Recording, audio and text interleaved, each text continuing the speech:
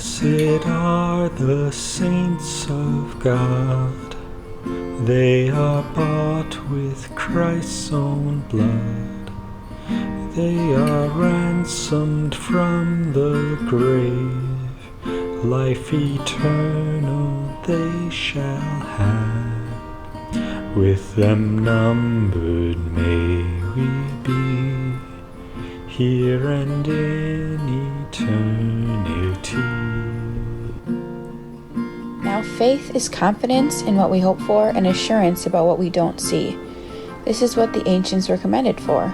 By faith we understand that the universe was formed at God's command, so that what is seen was not made out of what was visible. By faith, Abel brought God a better offering than Cain did. By faith, he was commended as righteous, when God spoke well of his offerings. And by faith, Abel still speaks, even though he is dead. By faith, Enoch was taken from this life, so that he did not experience death. He could not be found because God had taken him away. For before he was taken, he was commended as one who pleased God. And without faith it is impossible to please God, because anyone who comes to him must believe that he exists, and that he rewards those who earnestly seek him. By faith, Noah, when warned about things not yet seen, in holy fear built an ark to save his family. By his faith he condemned the world and became heir of the righteousness that is in keeping with faith.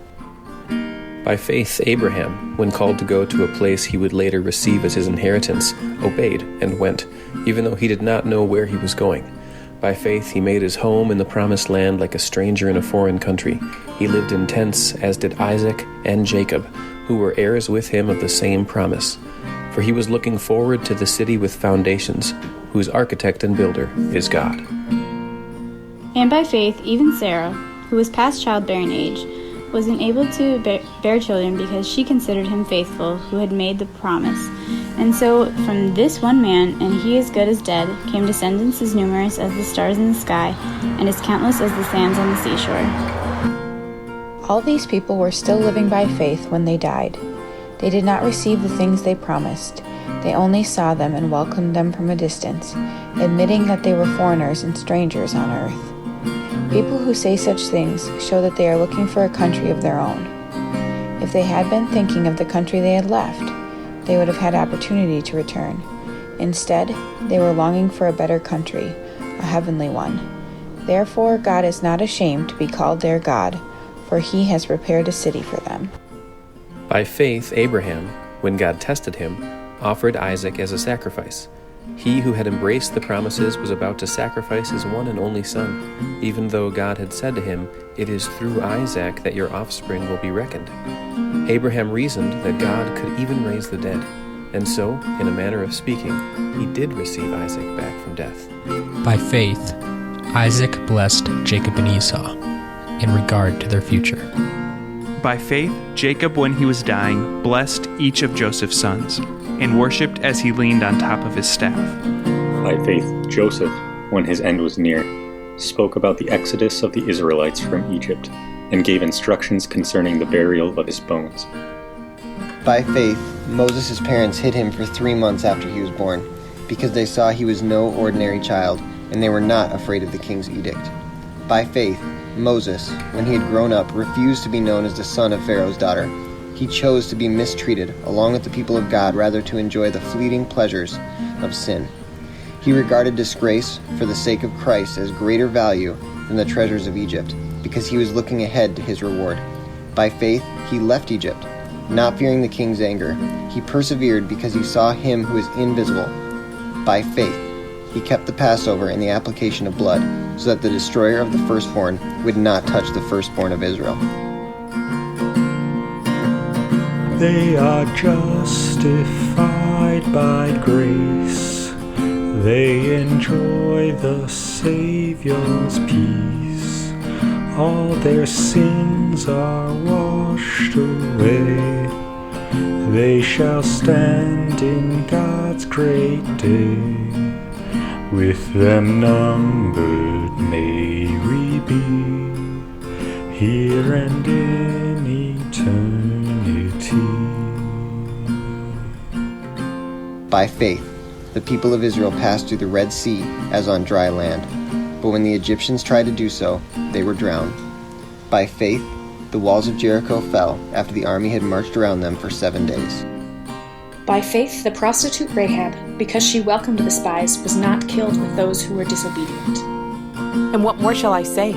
I do not have time to tell about Gideon, Barak, Samson, and Jephthah, about David and Samuel and the prophets who through faith conquered kingdoms, administered justice, and gained what was promised, who shut the mouths of lions, quenched the fury of the flames, and escaped the edge of the sword, whose weakness was turned to strength, and who became powerful in battle and routed foreign armies.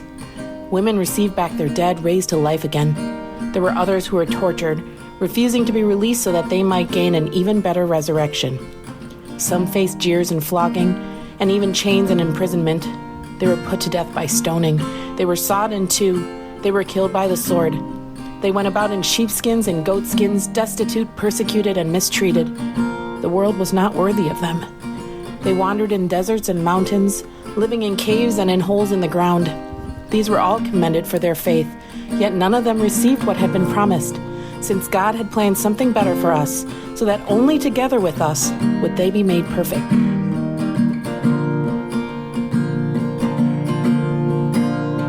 They are lights upon the earth, children of a heavenly birth, one with God, with Jesus one.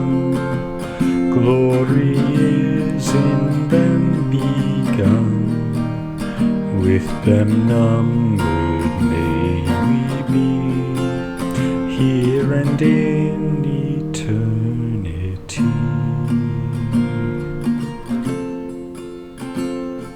Therefore, since we are surrounded by such a great cloud of witnesses, let us throw off everything that hinders and the sin that so easily entangles. And let us run with perseverance the race marked out for us, fixing our eyes on Jesus, the pioneer and perfecter of faith. For the joy set before him, he endured the cross, scorning its shame, and sat down at the right hand of the throne of God. Consider him who endured such opposition from sinners, so that you will not grow weary and lose heart.